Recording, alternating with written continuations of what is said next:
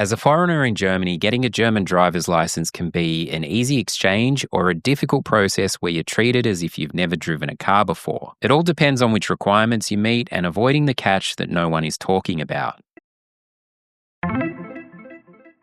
G'day guys, DT here. I'm an Aussie who's been living in Germany for over a decade.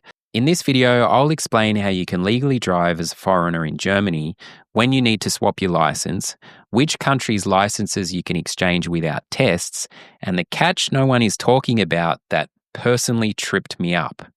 To understand any form of German law, you basically need a master's degree in rocket science, so I'll attempt to explain this as simply as possible. The good news is, if you're just visiting Germany for less than 185 days, you can continue to use your foreign driving license as long as it's valid and you have a certified German translation or an international driving permit. But if you register as a resident, your foreign license is only valid for 6 months after the registration date. After that, you need to get a German license either the easy way by swapping it or the hard way by taking the theoretical and practical tests. Just a heads up, there are over 1,000 officially recognised road signs in Germany. I reckon I know about 10 of them, so ideally you want to do a straight swap if you can. The awesome thing is Germany has agreements with some countries where you don't have to take the German theoretical or practical tests. These countries include my homeland Australia, I'll get to that later, Canada, Israel, Japan, New Zealand, South Korea, Switzerland, the UK, the US, Andorra, Bosnia and Herzegovina, Namibia, and, no surprise, Monaco. Sounds like a World Cup group. But be aware, in the US and Canada, only some provinces or states apply, and there are different requirements between those states. This is where it starts to get a bit weird. Someone from California has to do both the practical and theoretical test, whereas someone from Texas only has to do the theory. I must say it's pretty surprising Australia is on the list of countries because at home, we drive on the left side of the road, which is the opposite to here in Germany, whereas in California, they drive on the right. Even after being here for over a decade, I still look the wrong way sometimes when I'm crossing the road. It's just not something I can undo.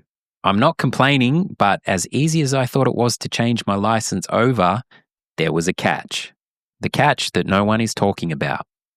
All right, so if you're on one of the listed countries, that's awesome, but be wary of a catch that I tripped up on massively. German law says you can only exchange your license if you lived in the country where it was issued for at least 185 days, about 6 months, at the time the license was issued or renewed.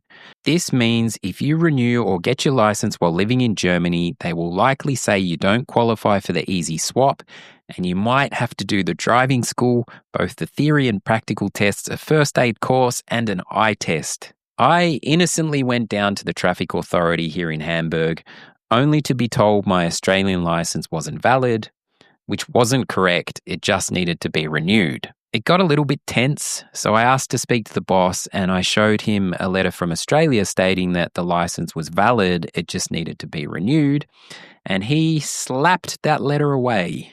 It just so happened I was about to fly back to Australia for a bit anyway, so when I got back to Melbourne, I went to the traffic authority there and tried to explain the German situation to the bloke at the counter. He was like, "Is that right, mate? Geez, sounds complicated. I'd love to go to Oktoberfest." So I renewed the Aussie license and when I got back to Germany made another appointment, but I was so nervous I had already been blackmarked by the German authorities. So we came up with a genius plan, and that was that my German fiancé come with me and we rehearse all the possible scenarios. The meeting started well. The woman had been to the Great Barrier Reef in the 80s, so we just talked about pretty little coloured fish. But then her expression dropped and she was like, "You've been here before." My fiancé said nothing and I stared at the floor. Then she approved my application and cut up my Aussie license. I just ordered another one. When I picked up the license a couple of months later, I was so happy it was like I'd turned 18 all over again. The moral of the story, if you're in Germany and have a foreign license, do not let it expire before you do the swap. It could cost you time, money, and dignity. If I had renewed my license from Germany, it would have been seen as issued abroad and I would have lost the swap privilege. This has been my own personal experience. Please double check the laws and requirements with your local traffic authority or your local Führerscheinstelle, which is the driving license office, before you apply. I've included some useful links in the video description. If you've had your own challenges or experience in the process, please share it in the comments as it can potentially help others navigate the confusion.